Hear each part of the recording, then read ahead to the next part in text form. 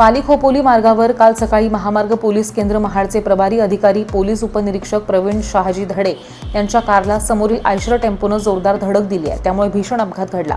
या अपघातामध्ये प्रवीण धडे यांच्यासह पत्नी, आई आणि 2 मुलं गंभीर जखमी झालेत।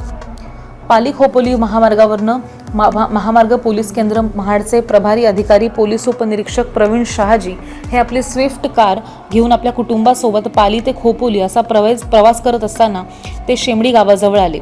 तेव्हा समोरून येणारा आयशर टेम्पो चालक विजय सुभाष यानं आयशर टेम्पो भरधाव वेगात चालवून ओव्हरटेक करत असताना चालकाचं नियंत्रण सुटलं।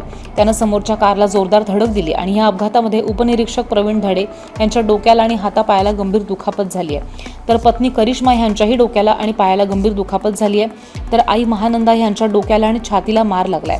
तर मुलगा यज्ञेश याच्या छातीला आणि हातापायाला गंभीर दुखापत झाली आहे। तर दुसरा मुलगा तनिष याच्याही हातापायाला किरकोळ दुखापत झाली आहे। तर धडे यांचं सगळं कुटुंब या अपघातामध्ये जखमी झालंय।